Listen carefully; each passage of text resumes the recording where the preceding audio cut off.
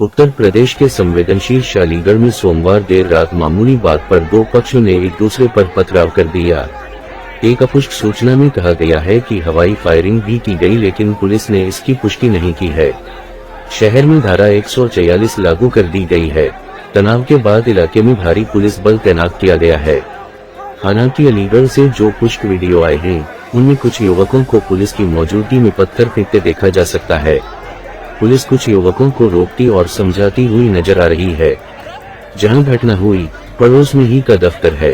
उसके पीछे बस्ती है, जिसमें मिली जुली आबादी रहती है।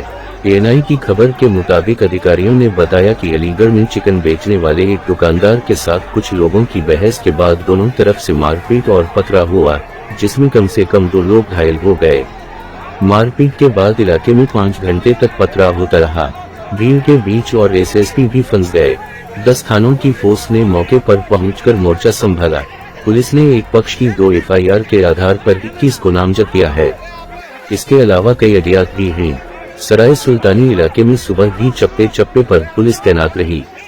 अधिकारी लगातार मूवमेंट कर रहे हैं। बवाल के बाद से मंगलावर को पूरा बाजार बंद है।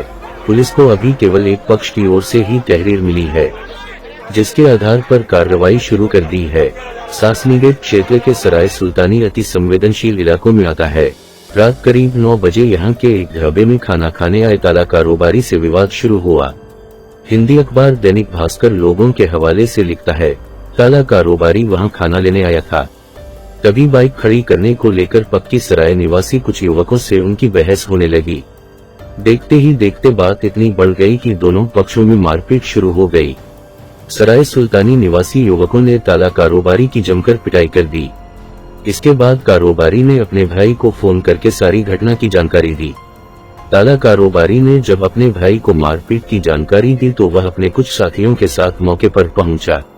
आरोप है कि युवकों ने उसके भाई और साथ आए दोस्तों को भी पीट दिया। इसके बाद दोनों ने कॉल करके और लड़के बुला लिए। विवाद इतना ज्यादा बढ़ गया कि देखते देखते दोनों पक्षों में पथराव शुरू हो गया।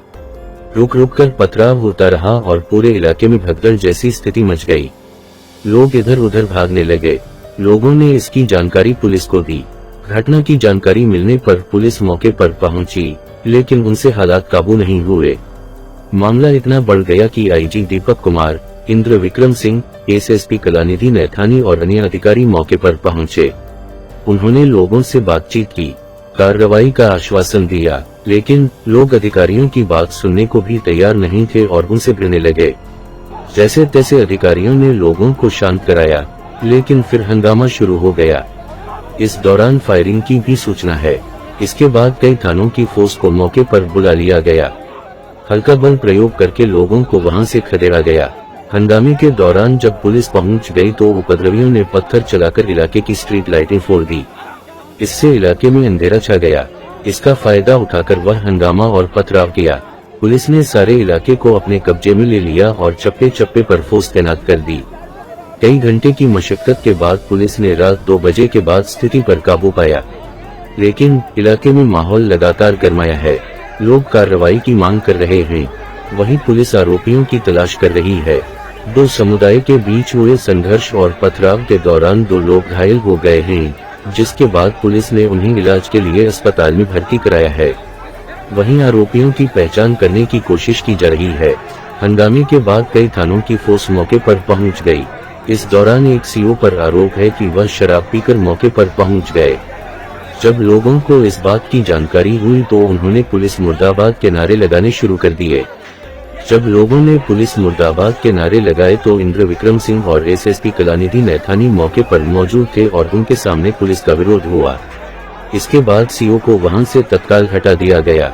घटना के बाद हिंदू संगठन और भाजपाई भी मौके पर पहुंच गए। उन्होंने घटना का विरोध किया।